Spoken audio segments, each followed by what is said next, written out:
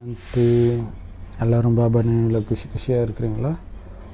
21/4/2019 21/4/2019 இது அவ்யக்த Murali. Original date 26/8/1984.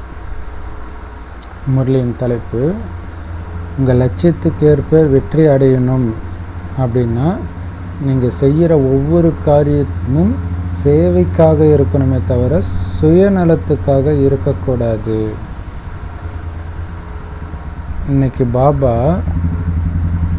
திருமூர்த்திகளின் சந்திப்பை பார்க்குறார்.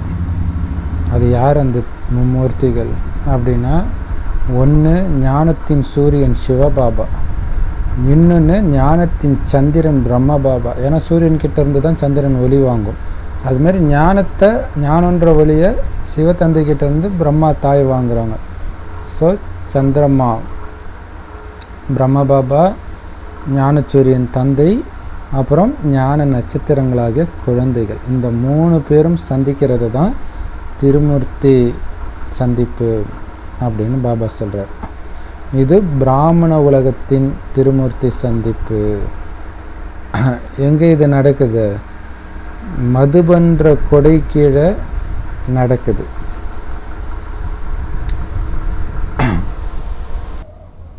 சந்திரனும் நட்சத்திரங்களும் ஆகாயத்தில் சந்திக்குது. ஆனால் இங்கே சூரியன், சந்திரன், நட்சத்திரம் எல்லாமே மதுபனில் சந்திக்குது.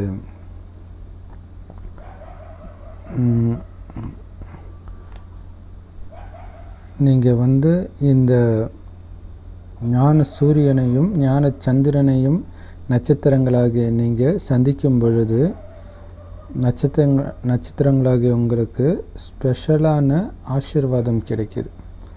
அது என்ன ஆசீர்வாதம்? சக்தின்ற ஆசீர்வாதம் கிடைக்கிது. ஞானக்கடல்கிட்ட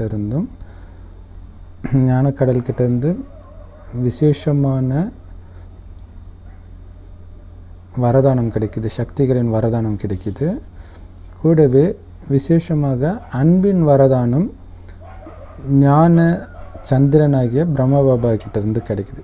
இதன் மூலமாக நீங்கள் அன்பானவர்களாகவும் ஆகுறீங்க, அதே நேரத்தில் சக்திகளின் லைட் ஹவுஸ், ஒளி கலங்கரை விளக்காகவும் மாறுறீங்க. ஸோ இந்த 2 சக்திகளும் உங்களோடு எப்பவுமே இருக்கட்டும்.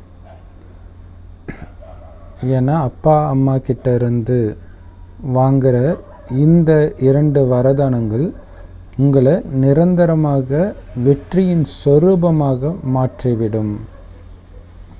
நீங்கள் அந்த மாதிரி மிக உயர்ந்த வெற்றி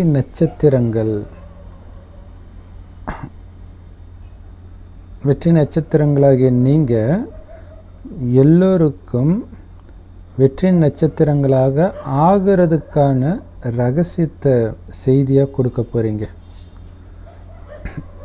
எந்த துறையை சார்ந்தவர்களாக இருந்தாலும்,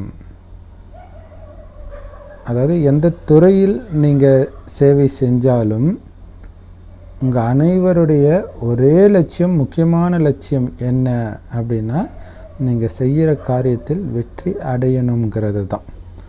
ஏன் என் வெற்றியை எதிர்பார்க்குறீங்க?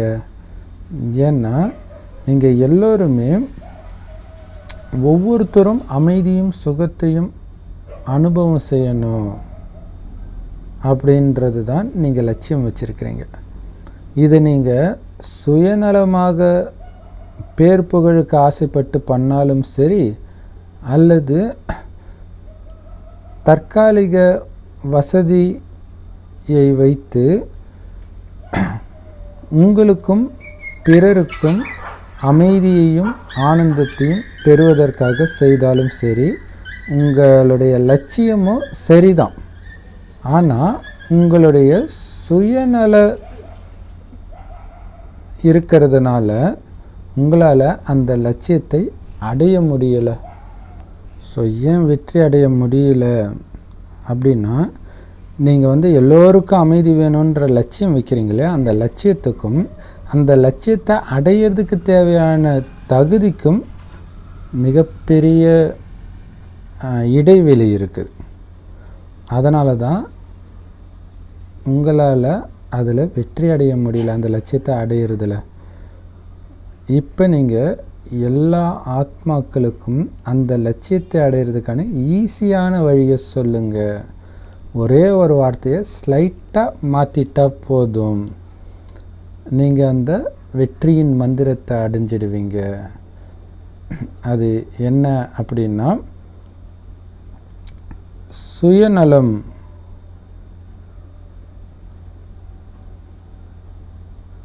அப்படின்றதுக்கு பதிலாக சேவைக்காக, சுயநலத்துக்காக அப்படின்றதுக்கு பதில் சேவைக்காகன்னு மாற்றிடுங்க. முடிஞ்சு போச்சு. அனைவரின் சேவைக்காக.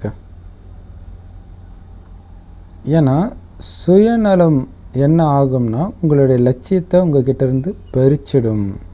யாருக்கும் அமைதி கிடைக்காது அதன் மூலமாக. ஆனால் சேவைக்காக நீங்கள் எழுப்புகிற ஒவ்வொரு எண்ணமும்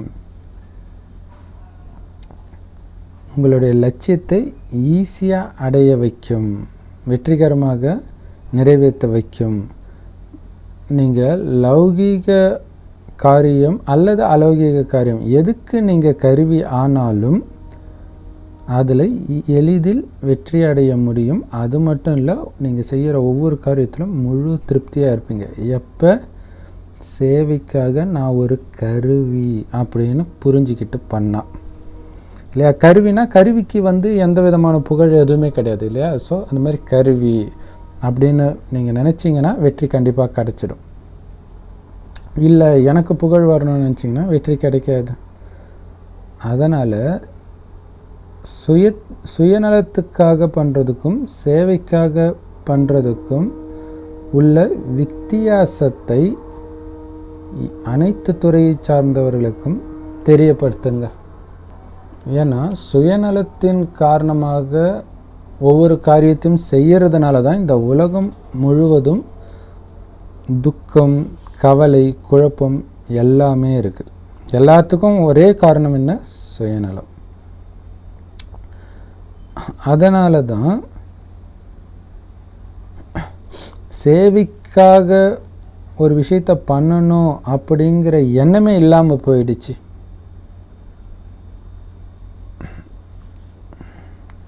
ஒருத்தர் எந்த தொழில் பண்ணாலும் அதை ஆரம்பிக்கும் பொழுது அவங்களுக்கு என்ன எண்ணம் இருக்கும் அப்படின்னா, சுயநலமற்று நாம் சேவை செய்யணும்னு தான் நினைக்கிறாங்க ஆரம்பத்தில். ஆனால் போக போக என்ன ஆகிடுதுன்னா, அவங்களுடைய லட்சியமும் அந்த லட்சியத்தை அடையிறதுக்காக இருந்த தகுதியும் மாற ஆரம்பிச்சிடுது. எந்த விதமான விகார எண்ணங்கள் வந்தாலும் அதற்கான மூல காரணம் அல்லது விதை எது அப்படின்னா இந்த சுயநலம்தான். எவ்வளோ சூப்பர் பாருங்க. ஸோ அதனால தான் வெற்றியும் கிடைக்கல, சேவையும் ஆகலை. ஸோ சுயநலம்தான் எல்லா பிரச்சனைக்கும் காரணன்ற. அதனால் வெற்றிக்கான சாவியை எல்லார் கையிலையும் கொடுங்க. அது என்னது? சுயநலத்தை தூக்கி போடுங்க. அதுதான். நீங்கள் பார்த்தீங்கன்னா எந்த பிஸ்னஸ்லையுமே வெற்றிகரமாக இருக்கிறவங்க பார்த்தீங்கன்னா அதே துறையை சார்ந்த அவங்க எந்த பிஸ்னஸில் இருக்கிறாங்களோ அதே பிஸ்னஸில் உள்ள மற்றவங்களுக்கும் அவங்களுக்கும் உள்ள வித்தியாசம் பார்த்திங்கன்னா தரத்தில் கவனம் செலுத்துவாங்க. மற்றவங்க காசில் கவனம் செலுத்தி ஏமாந்துடுவாங்க. ஸோ அதை நம்ம பார்க்கலாம் நிறைய இடம். அதுவும் முக்கியமாக மக்களை திருப்திப்படுத்துறது தான் நமக்கு முக்கியம் அப்படின்னு நினைக்கிறவங்க தான் பார்த்திங்கன்னா பிஸ்னஸில் நம்பர் 1 இருக்கிறவங்க. அப்படியே விலை எல்லாத்தையும் குறைச்சி வர்றதுக்கெல்லாம் காரணம் என்னென்னா, சேவையில் அவங்க அதிக கவனம் செலுத்துகிறாங்க. ஸோ அதனால் சேவை அதுதான் முக்கியம் இல்லையா. ஸோ இதுதான் வெற்றிக்கான ஆதாரம்ட்டு இந்த சாவியை கொடுங்க. மனிதர்கள் எல்லோருக்கும் ஏதோ ஒரு சாவியை கொடுக்க தான் செய்கிறாங்க. ஆனால் நீங்கள் எல்லோருக்கும் வெற்றிக்கான சாவியை கொடுக்க போகிறீங்க இல்லையா. மக்கள் எல்லாமே ஏதோ ஒன்று மற்றவங்களுக்கு கொடுத்துட்டு தான் இருக்கிறாங்க. ஆனால் அதில் எதன் மூலமாகவும் திருப்தி இல்லை, வெற்றி இல்லை. ஸோ வெற்றி எந்த துறையாக இருந்தாலும் வெற்றி அடைகிறதுக்கான ஒரு சாவி உங்கள் கிட்ட தான் இருக்குது. அந்த ரகசியத்தை எல்லோருக்கும் கொடுங்க. அதை தவிர மற்ற அனைத்தையும் மக்கள் கொடுக்குறாங்க. ஆனால் யாருமே அவங்களுக்குள்ளே இருக்கிற அந்த பொக்கிஷத்துக்கான சாவியை கொடுக்கறதில்ல. அவங்கக்கிட்ட போய் வேறு யாராலையும் கொடுக்க முடியாத இந்த சாவியை நீங்கள் கொடுங்க. அனைத்து பொக்கிஷங்களின் சாவியை அவங்க வாங்கின மாத்திரத்தில் அவங்களுடைய வெற்றி நிச்சயிக்கப்பட்டது. இல்லையா? இந்த சாவியை அவங்க வாங்கிக்கிட்டாங்க, ஏற்றுக்கிட்டாங்கன்னா அவங்களுடைய வெற்றி நிச்சயிக்கப்பட்டது. அதை நடைமுறைப்படுத்திட்டாங்கன்னா எவ்வளோ சூப்பரான விஷயத்த சொல்கிறார் இல்லையா? நல்லது. பாபா உங்கள் எல்லோரையும் சந்திக்கிறதுக்காக தான் இன்றைக்கி வந்திருக்கிறாரு. நீங்கள் 21 பிறவிக்கான சுயராஜ்ய திலகத்தை அடையிறீங்க பாபா கிட்ட. அதுலேயும் எப்போ பாபா உங்களுக்கு பேர் வச்சாரோ, இந்த சங்கமயுகத்துக்குன்னு பேர் வைக்கிறார் இல்லையா, பிகேன்னு வைக்கிறார் இல்லையா, அந்த டைமே உங்களுக்கு பாப்தாதா ஒரு திலகம் கொடுக்குறார். அது என்ன திலகம் அப்படின்னா கவனம். கவனம் கவனம் அல்லது நினைவு, அதுக்கான திலகத்தை கொடுக்குறார். ஏன்னா பிராமணர்கள் அப்படின்னாலே அவங்க நினைவின் திலகத்தை அணிந்திருப்பவர்கள். ஆனால் தேவதைகள் சுயராஜ்யத்தின் திலகத்தை அணிந்திருப்பவர்கள் அல்லது ராஜ்ய திலகத்தை அணிந்திருப்பவர்கள். ஆனால் நான் தான் ராஜான்ற அந்த நினைவு திலகத்தை இப்போ சங்கமயுகத்தில் அணிஞ்சதுனால கிடைக்கிறது தான் அங்கே உங்களுக்கு ராஜ்ய திலகம். இந்த ரெண்டுத்துக்கும் இடையில் ஒன்று இருக்குது இல்லையா? இப்போ நம்ம பிராமணர்கள், பின்னாடி நம்ம தேவதை ஆக போகிறோம். ஆனால் ரெண்டுத்துக்கும் நடுவில் ஒன்று ஆகும். அதுதான் சூக்ஷ்ம தேவதை, ஏஞ்சல். அவங்களுக்கு ஒரு திலகம் இருக்குது. அது என்ன திலகம் அப்படின்னா சம்பூர்ணத்தன்மைன்ற திலகம் அல்லது பாபாவுக்கு சமமான நிலை அப்படிங்கிற திலகம். ஸோ அப்போ பாருங்கள், 3 திலகம் அணிகிறோம். பாபா நமக்கு என்ன திலகம் அணிவிப்பார்? சம்பூர்ணத்தன்மை மற்றும் பாபாவுக்கு சமமான தன்மையின் சொரூபமாகிற திலகத்தை பாபா நமக்கு இடுறார். அது மட்டும் இல்லாமல் அனைத்து விசேஷ குணங்கள்ன்ற ரத்தினங்கள் பதிக்கப்பட்ட கிரீடத்தை நமக்கு தலையில் அணிவிக்கிறார். எப்படி சூப்பர் பாருங்க இல்லையா? சம்பூர்ணத்தன்மைன்ற பொட்டு, அனைத்து விசேஷ குணங்கள்ன்ற கிரீடம். நீங்கள் எல்லோரும் அந்த மாதிரி சூக்ஷ்ம தேவதைகள். அந்த மாதிரி நினைவு திலகம், சம்பூர்ண திலகம் மற்றும் விசேஷ குணங்கள்ன்ற கிரீடம் அணிந்த சூக்ஷ்ம தேவதைகள், மிக உயர்ந்த ஆத்மாக்கள். நிரந்தரமாக இரட்டை லேசான தன்மை அல்லது இரட்டை ஒளி அப்படிங்கிற சிம்மாசனத்தில் லேசாக உட்காந்துட்டு இருக்கிறவங்க, எந்த சுமையும் இல்லாமல் உட்காந்துட்டு இருக்கிறவங்க நீங்கள். பாபா இந்த அலௌகிக அலங்காரத்தோட இந்த விழாவை கொண்டாடுறார். அலௌகிக அலங்காரம் பண்ணி இந்த விழாவை கொண்டாடுறார். நீங்கள் உங்களுடைய அந்த கிரீடத்தை அணிஞ்சிருக்கிறீங்க தானே, விசேஷ குணங்கள்ன்ற கிரீடத்தை. ஸோ கிரீடம், திலகம், சிம்மாசனம், இது 3ம் எப்பவும் இருக்கணும் பிராமண குழந்தைகளுக்கு இல்லையா? கிரீடம் அனைத்து விசேஷ குணங்கள்ன்ற கிரீடம், சம்பூர்ணத்தன்மை அல்லது நினைவுன்ற திலகம், அடுத்தது இரட்டை லேசான தன்மைன்ற சிம்மாசனம். அது எங்கே இருக்கும் அந்த சிம்மாசனம்? பாபாவுடைய இதே சிம்மாசனம் இல்லையா? ஸோ இந்த 3 எப்பவும் இருக்குது தானே. இது விசேஷமான திருவிழா, அதை சந்திக்க தானே நீங்கள் வந்திருக்கிறீங்க.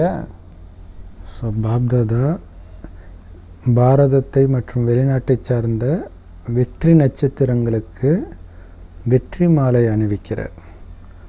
நீங்கள் எல்லோரும் விசேஷ ஆத்மாக்கள். ஒவ்வொரு கல்பத்திலும் வெற்றியின் மீது அதிகாரம் கொண்டவர்கள். வெற்றி உங்களுடைய உரிமை ஒவ்வொரு கல்பத்திலையும்.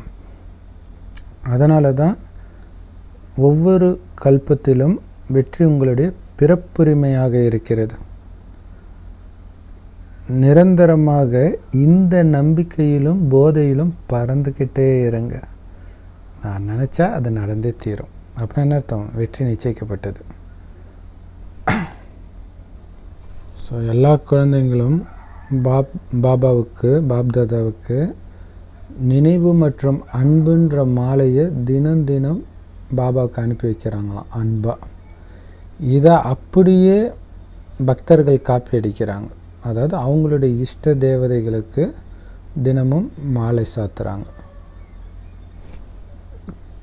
எந்த குழந்தை உண்மையான அன்பில் தன்னை மறக்குதோ அந்த குழந்தை ஒவ்வொரு நாளும் அமிர்த வேளையில் பாப்தாதாவுக்கு உயர்ந்த எண்ணங்கள், அன்பிற்குரிய எண்ணங்கள் மற்றும் ஆன்மீக ரோஜா மலர்களை மாலையாக போட்டுக்கிட்டே இருக்குமா. எந்த குழந்தை பாபாவுடைய அன்பிலேயே தன்னை மறந்த குழந்தை அமிர்த வேளையில் அந்த அன்பின் எண்ணங்களையே மாலையாக போட்டுட்டு இருக்குமா. ஸோ அதுதான் பாபா காலையில் உயர்ந்த எண்ணங்களை எழுப்ப சொல்கிறது, ஞானத்தை சிந்தனை பண்ண சொல்கிறது. இது எல்லாம் என்ன அர்த்தம்னா, இதை மாலையாக பாபாவுக்கு அர்ப்பணிக்கிறோம் அப்படின்னு அர்த்தம். ஸோ இதனாலவே குழந்தைகள் போட்ட அத்தனை குழந்தைகளும் போட்ட அத்தனை மாலைகளினால் அலங்கரிக்கப்பட்டிருக்கிறார். என்ன மாலை? உயர்ந்த அன்பு எண்ணங்கள் அப்படிங்கிற மாலையினால் அலங்கரிக்கப்பட்டிருக்கிறார். பக்தர்கள் முதல் காரியமாக என்ன பண்ணுவாங்க அப்படின்னா, தங்களுடைய இஷ்ட தேவதைகளுக்கு மாலை சாத்துவாங்க. மாலையினால் அலங்காரம் பண்ணுவாங்க, மாலையை அர்ப்பணிப்பாங்க. அதே மாதிரி ஞானி ஆத்மாக்கள், அன்பான குழந்தைகளாகிய நீங்களும் பாப்தாதாவுக்கு ஊக்கம் உற்சாகன்ற மலரை அர்ப்பணிக்கிறீங்க. இந்த அன்பான குழந்தைகளின் அன்புக்கு பிரதிபலனாக பாப்தாதா கூட குழந்தைங்களுக்கு ஒரு மாலை சாத்துறார், மாலையிடுறார். அது என்ன மாலை அப்படின்னா, பல கோடி மடங்கு அன்பு, ஆசீர்வாதம் மற்றும் சக்தி அப்படிங்கிற மலர் மாலையை குழந்தைங்களுக்கு சாத்துறார். ஒவ்வொரு குழந்தையும் சந்தோஷத்தினால டான்ஸ் ஆடுறதையும் பார்க்குறார். சந்தோஷன்ற டான்ஸ் ஆடுறத பார்க்குறார், குஷியின் நடனம். நீங்கள் எல்லோரும் இரட்டை லேஸாக அல்லது இரட்டை ஒலி உடையவராக, டபுள் லைட்டாக பறந்துட்டு இருக்கிறீங்க. மற்றவர்களும் இதே மாதிரி எப்படி பறக்க வைக்கிறதுன்னு பிளான் போட்டுட்டு இருக்கிறீங்க. நீங்கள் எல்லா குழந்தைகளும் அப்பாவுடைய அன்பு நினைவுகளை ஏற்றுக்கிறீங்க.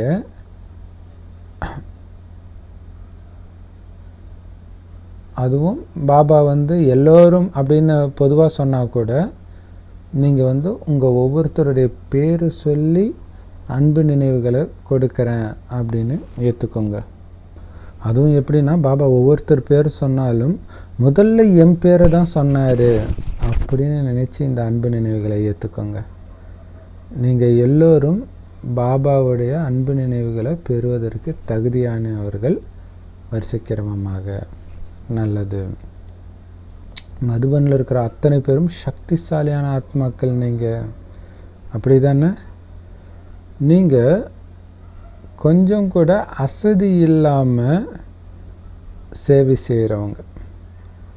அதேமாரி படிப்பும் அசதி இல்லாமல் டயர்டாகாமல் படிக்கிறீங்க.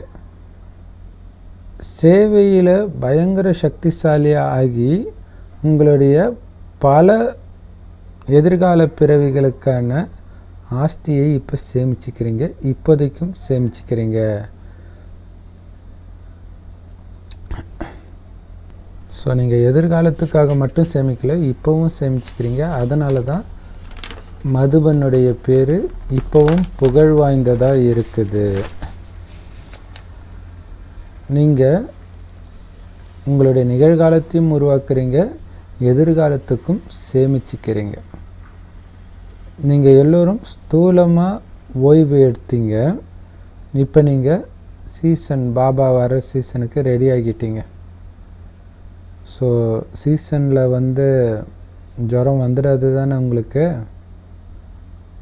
ஏன்னா அந்த கணக்கையும் நீங்கள் முடிச்சிட்டீங்க.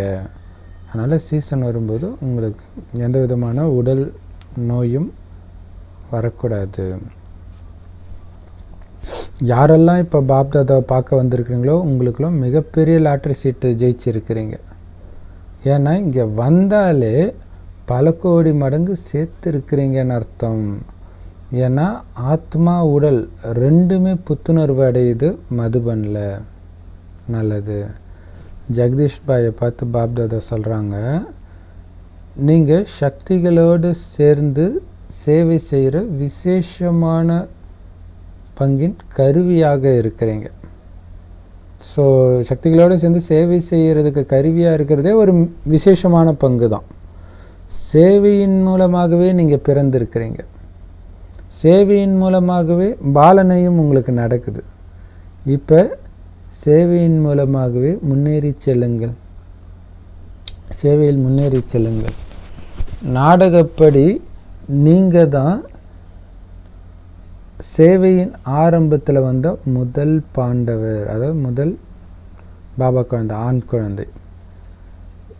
ஸோ அந்த மாதிரி விசேஷ ஒத்துழைப்பு கொடுத்ததுக்கு பிரதிபலனாக பாபா இந்த அன்பு கொடுக்குறார். நீங்கள் நிரந்தரமாக உங்களுக்கு பாபாவுடைய துணை கிடைக்கும், கிடைச்சிட்டு இருக்குது, இனியும் கிடைக்கும். ஏன்னா ஒவ்வொரு விசேஷ ஆத்மாவுக்கும் விசேஷம் உண்டு. உங்களுடைய விசேஷத்தை நிரந்தரமாக நீங்கள் எல்லா காரியத்திலும் பயன்படுத்தணும். ஏன்னா அந்த விசேஷத்தை பயன்படுத்துவதன் மூலமாகத்தான் நீங்கள் விசேஷ ஆத்மாவாகவே மாறுறீங்க. நீங்கள் சேவையின் களஞ்சியத்துக்கு போயிட்டு இருக்கிறீங்க,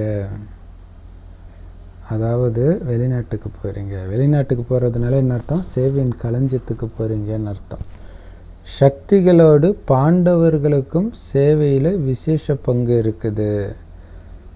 உங்களுக்கு எப்பவுமே இந்த வாய்ப்பு கிடைக்கிது, இனியும் கிடைக்கும். எல்லோரையும் இது போல் விசேஷத்தினால் நிரப்பிக்கிட்டே இருங்க. நல்லது. மோகினி பேனை பார்த்து பாப்தாதா சொல்கிறாங்க, நீங்கள் எப்போவுமே பாபாவோடு இணைஞ்சி இருக்கிற விசேஷ பங்கு கொண்டவர். இதயத்தில் எப்போவுமே நீங்கள் பாபாவோடு இணைஞ்சிருக்கிறீங்க.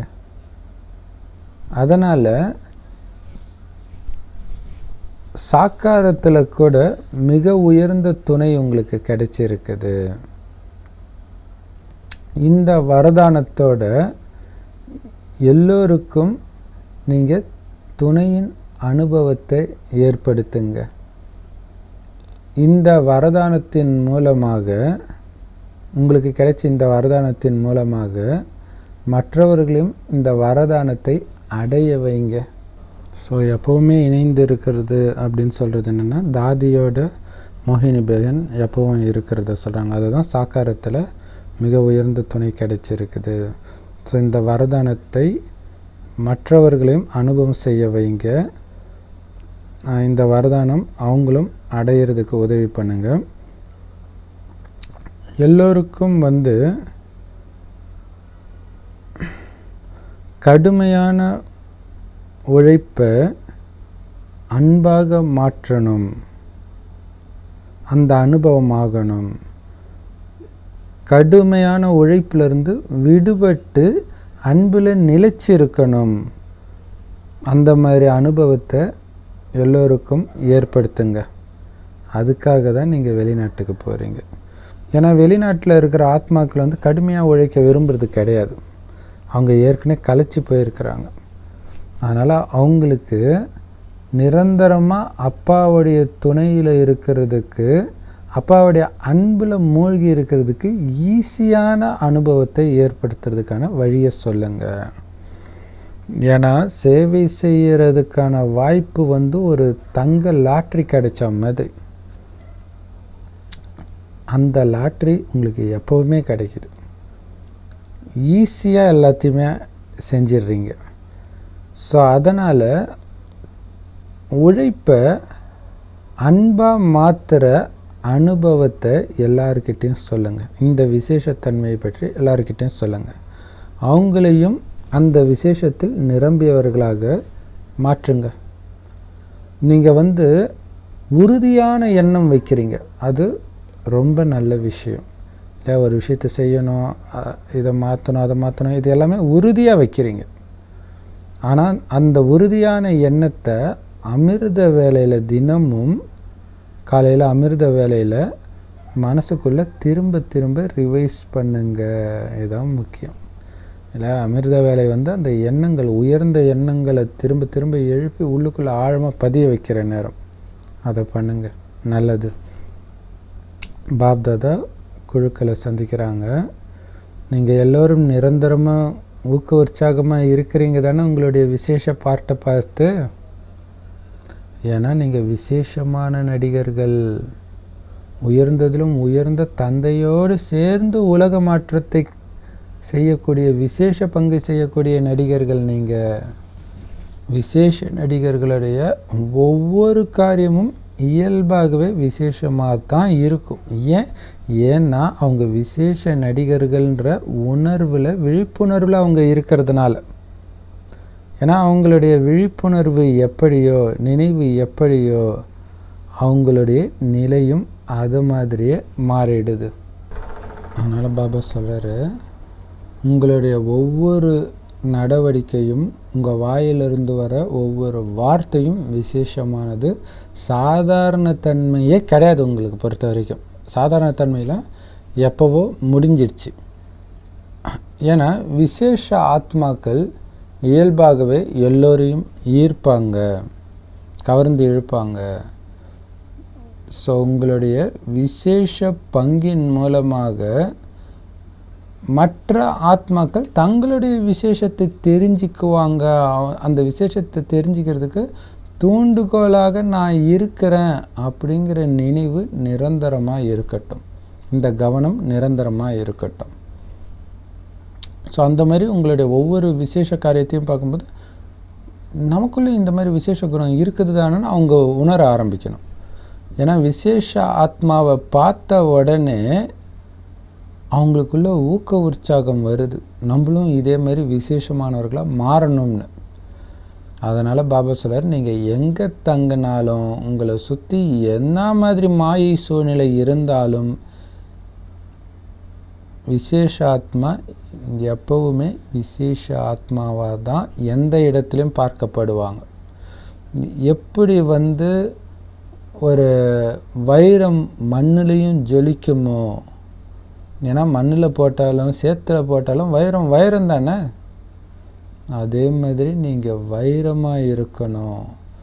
வாயுமண்டலம் எப்படி இருந்தாலும் சரி, உங்களுடைய விசேஷத்தன்மையின் மூலம் பிறரை கவர்ந்து இழுக்கணும். அதுதான் விசேஷ ஆத்மான்னு சொல்கிறது. அதனால் எப்பவுமே விசேஷ சங்கம யுகத்தின் விசேஷ ஆத்மா நான் அப்படிங்கிற ஞாபகம் இருந்துக்கிட்டே இருக்கட்டும். திரும்ப திரும்ப அதை சொல்லிக்கிட்டே இருங்க. ஸோ பம்பாயை சார்ந்தவர்களுக்கு அன்பும் நினைவுகளும் பாபா கொடுக்குறாங்க. பாம்பே, அதாவது இப்போ மும்பையை சார்ந்தவர்களுக்கு கண்டிப்பாக நீங்கள் செய்தியை முதல்ல கொடுக்கணும். ஏன்னா மும்பை வாசிகள் ரொம்ப பிஸியாக இருக்கிறவங்க. அதனால் அவங்களுக்கு முன்கூட்டியே நீங்கள் இந்த செய்தியை கொடுக்கணும். இல்லாட்டினா நாங்கள் ரொம்ப பிஸியாக இருந்தோம், எங்களுக்கு யாரும் சொல்லவே இல்லையே அப்படின்னு அவங்க சொல்லிடுவாங்க. அதுக்காக தான் நீங்கள் ஆரம்பத்துலேருந்தே சொல்லணும், முன்கூட்டியே சொல்லணும், இப்போத்துலேருந்தே அவங்கள எழுப்பணும். இல்லாட்டினா நான் பிஸியாக இருந்தேன்ப்பா, எனக்கு யாரும் கேட்கலையே அப்படின்னு சொல்லிடுவாங்க. அதனால் மும்பையை சார்ந்தவர்களுக்கு சொல்லுங்கள், அவங்களுடைய இந்த பிறவியின் விசேஷத்தை சேவையில் பயன்படுத்துங்க அப்படின்னு சொல்லுங்கள். இதன் மூலமாக ஈஸியாக நீங்கள் வெற்றி அடையலாம்னு சொல்லுங்கள். ஏன்னா பாபாவுக்கு நீங்கள் ஒவ்வொருத்தரும் பிராமண ஜென்மம் எடுக்கும் பொழுதே கண்டிப்பாக அவங்களுக்குள்ள விசேஷத்தன்மை இருக்கும். ஸோ அந்த விசேஷத்தை ஒவ்வொரு வினாடியும் நீங்கள் காரியத்தில் கொண்டுட்டு வரணும், மேடைக்கு எடுத்துகிட்டு வரணும். சும்மா உங்களுக்குள்ளேயே வச்சுக்கக்கூடாது, அதை மேடைக்கு எடுத்துகிட்டு வாங்க இல்லையா? குறிப்பாக சேவைன்ற மேடைக்கு எடுத்துகிட்டு வாங்க. சேவையில் அந்த விசேஷத்தன்மை இருக்கணும், இல்லாட்டினா அந்த விசேஷத்தன்மை உங்களுக்கு இருந்து என்ன பிரயோஜனம் அப்படின்னு பாபா கேட்டிருக்கிறார். சரி, அவ்யக்த முறையிலேருந்து சில கேள்வி பதில்கள் கேட்குறாங்க. கான்சென்ட்ரேஷன் பண்ணுறதுனால, அதாவது ஒருமுகப்படுத்துகிற சக்தியின் மூலமாக நமக்கு என்ன அனுபவம் ஆகுது அப்படின்ட்டு. அதுக்கு பதில், ஒருமுகப்படுத்தக்கூடிய சக்தியின் மூலமாக நீங்கள்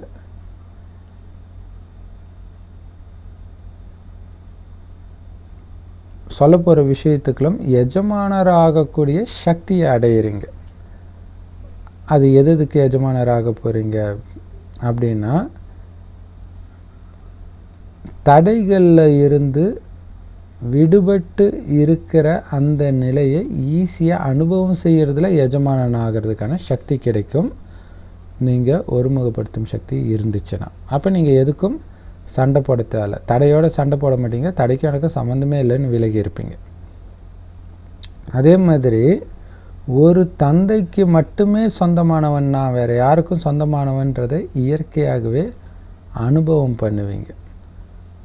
எப்போ உங்களுடைய மனசு நான் அப்படிப்பட்டவன்றதுலேயே ஒருமுகப்பட்டு இருக்கும் பொழுது,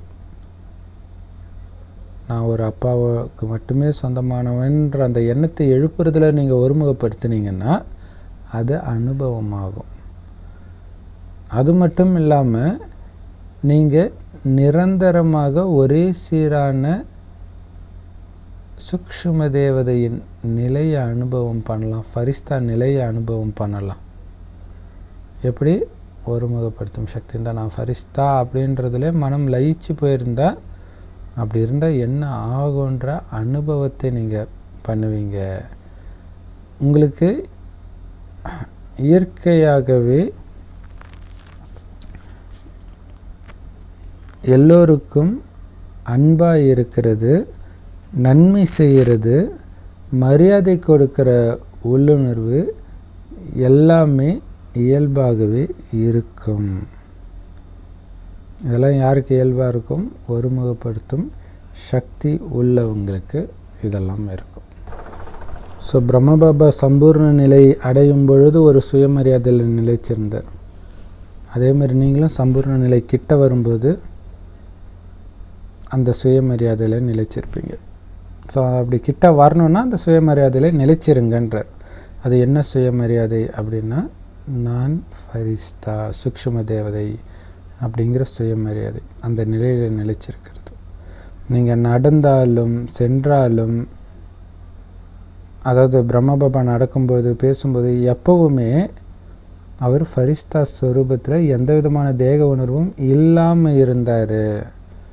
அவர் தன்னுடைய காரியத்தை செய்யும்போதும் மற்றவங்க கிட்ட பேசும்போதும் இப்படி செய்ய அப்படி செய்யணும் கட்டளைகள் கொடுக்கும் பொழுதும், மற்றவர்களுக்கு ஊக்க உற்சாகத்தை எழுப்புகிற மாதிரி பேசும் பொழுதும் கூட அவர் உடல் உணர்வுலேருந்து முற்றிலும் விலகி தான் ஒளி உடலில் இருக்கிற அனுபவத்தையும் மற்றவர்களுக்கு அல்லது எதிரில் இருக்கிறவங்களுக்கு ஏற்படுத்தினார்.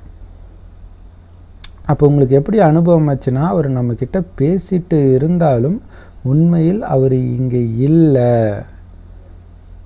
என்னை பார்க்குற மாதிரி இருந்தாலும் அவருடைய பார்வை அலௌகிகமாக விடுபட்டு இருக்குது. அப்போ உடல் உணர்வுலேருந்து சுத்தமாக அவர் விலகி இருக்கிறார் பிரம்மபாபா அப்படின்னு தோணிச்சு. அதனால் அவர் கூட பேசுகிறவங்களுக்கு கூட அவங்களுடைய உடல் உணர்வும் மறந்து போயிடுது. ஸோ விலகி இருக்கிற தன்மை தான் வெளியில் தெரியுது. இதுக்கு பேர் தான் ஃபரிஸ்தா நிலை. உடலில் இருந்துக்கிட்டே ஃபரிஸ்தா நிலையில் இருக்கிறது. ஸோ அந்த நிலையில் நீங்கள் இருக்கணும். யார் வந்தாலும் நீங்கள் பாட்டுக்கு உலகத்துக்கு நான் சக்தி கொடுக்குறேன், சூக்ஷ்மதனத்தில் பறந்துட்டுருக்கிறேன், அப்படியே சக்தி போயிட்டே இருக்குது, பூர்வ மத்தியிலேருந்து அல்லது கையிலேருந்து மலர்களாக தண்ணியாக எப்படியோ போகிற மாதிரி நம்ம நினச்சிக்கிட்டே இருக்கணும். இங்கே பேசினாலும் என்ன பண்ணாலும் அது கட் ஆகக்கூடாது. ஸோ அப்படி கட் ஆகாமல் இருக்கிறதுக்கு எக்ஸ்ட்ரா கவனம் கொடுக்கறதுக்கு தான் கவுண்ட் வைக்கிறோம், 1 2 3 அப்படின்ட்டு. ஸோ அப்படி பிரம்ம பாபா எப்படி யார் கூட பேசினாலும் என்ன காரியம் செஞ்சாலும் விலகி இருந்தது தெரிஞ்சுதோ, ஒளி உடல் மட்டுமே மற்றவங்களுக்கு தெரிஞ்சதோ, அந்த மாதிரி உங்களை பார்த்தாலும் மற்றவர்களுக்கு உங்கள் ஒளி உடல் மட்டும்தான் தெரியணும். அதுக்கு நீங்கள் அதை மனசுக்குள்ளே திரும்ப திரும்ப சொல்லி பயிற்சி பண்ணணும். நான் ஃபரிஸ்தா இந்த உலகத்தை சார்ந்தவன் இல்லை அப்படின்ட்டு. அடுத்த கேள்வி,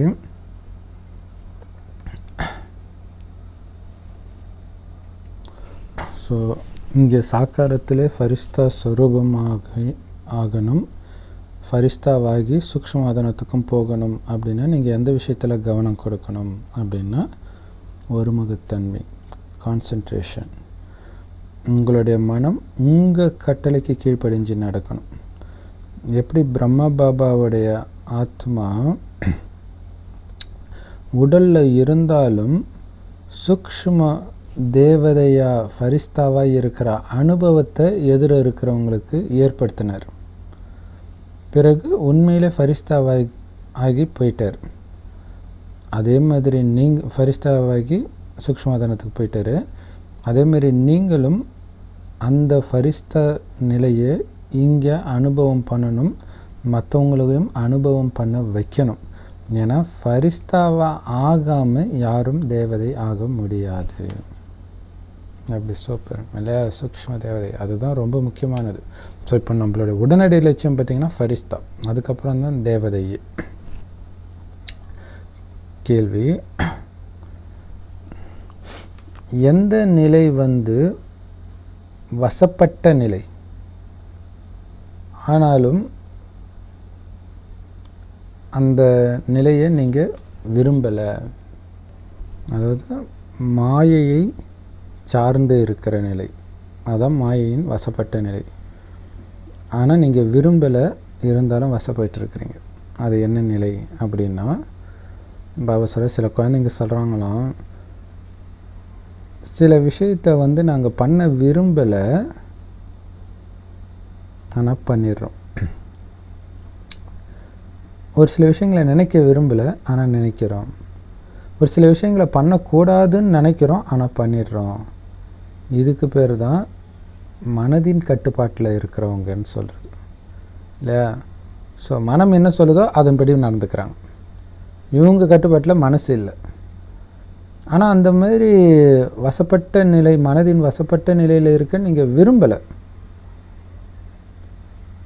ஆனால் பண்ணுறீங்க. ஒன்று பண்ணணும்னு நீங்கள் விரும்புகிறீங்க,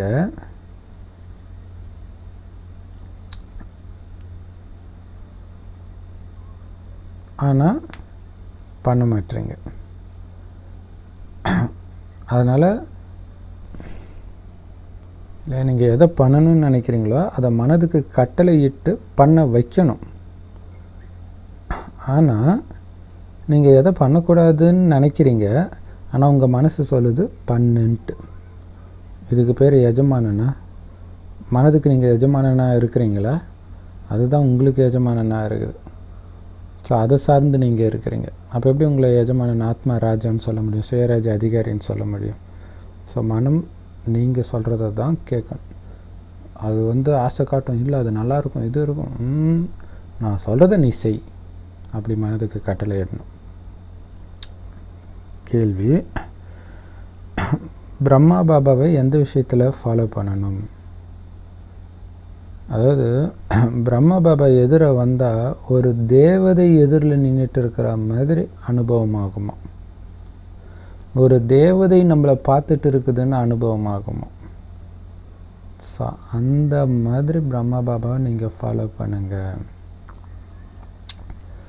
ஸோ அதுக்கு என்ன பண்ணணும்?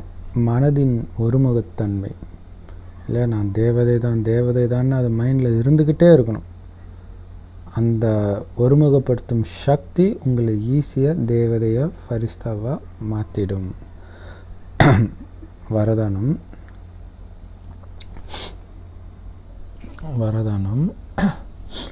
மாயை மற்றும் வீணானதுன்னா என்னென்னே தெரியாத மகானாத்மா ஆகி தெய்வீகத்தன்மையை அனுபவம் செய்யுங்க. அதுக்கு விளக்கம், ஒரு மகானாத்மா அல்லது ஒரு துறவி அப்படின்னு யாரை சொல்லுவோன்னா, மாயினா என்னன்னே தெரியாதவங்க அல்லது வீணான விஷயம் அப்படின்னா என்ன தெரியாதவங்கள தான் சொல்லுவோம். ஏன்னா தேவதைகளுக்கும் இந்த வீண் விஷயங்கள் மாயை இப்படின்னா என்னன்னே அவங்களுக்கு தெரியாது, அதை பற்றி ஞானமே அவங்களுக்கு இருக்காது. ஆனால் நீங்கள் தானே அப்படி இருந்தீங்க, அந்த சம்ஸ்காரம் உங்களுக்கு இருக்குதானே, அந்த சம்ஸ்காரத்தை எடுத்துகிட்டு வாங்க. ஏன் இந்த பிறவிலே குழந்தையாக இருக்கும்போது அதெல்லாம் தெரியாமல் தானே இருந்துச்சு. அந்த சம்ஸ்காரம், அந்த கள்ளங்கபடமற்ற தன்மைன்ற சம்ஸ்காரத்தை எடுத்துகிட்டு வாங்க, அதன் சொரூபமாகுங்க. வீண் விஷயம், மாயா, விகாரம் அப்படின்னா என்னென்னே தெரியாத அந்த பரிசுத்த தன்மையுடைய சொரூபமாகுங்க. ஏன்னா வீண் விஷயங்களுடைய சக்தி என்ன பண்ணும் அப்படின்னா, அந்த உண்மைத்தன்மை, பகுத்தறியத்தன்மை, சரியானது, இதை எல்லாத்தையும் ஒரேடியாக முடிச்சிடும் இல்லையா. அந்த வீண் விஷயத்துடைய பாதிப்பு வந்து இது சரியான பாதையில் போகிற அந்த முடிவெடுக்கிற திறன் எல்லாத்தையும் இல்லாமல் பண்ணிடும், அழிச்சிடும். அதனால் கள்ளங்கபடமற்றவர் ஆகுங்க. ஒவ்வொரு வினாடியும் கள்ளங்கபடமற்றதாக இருக்கணும். வீண் விஷயம், விகார விஷயத்துக்கு ஒரு நொடியை கூட, ஒரு வினாடியை கூட, ஒரு சுவாசத்தை கூட வீணாக்கக்கூடாது, ஒரு வார்த்தையை, ஒரு செயலை கூட வீணாக்கக்கூடாது. எல்லாத்துலேயும் கள்ளங்கபடமற்றவர் அந்த குழந்தை மாதிரியே இருங்க. எப்போ நீங்கள் அந்த மாதிரி அனைத்து விகார மற்றும் வீண் விஷயத்தில் இருந்து விடுபட்டவராக, அப்படின்னா அந்த வீண் விஷயம்னா என்னென்ன தெரியாதவராக ஆகுறீங்களோ, அப்போ தானாகவே தெய்வீகத்தன்மையை நீங்களும் அனுபவம் பண்ணுவீங்க, மற்றவர்களும் அனுபவம் செய்ய வைப்பீங்க.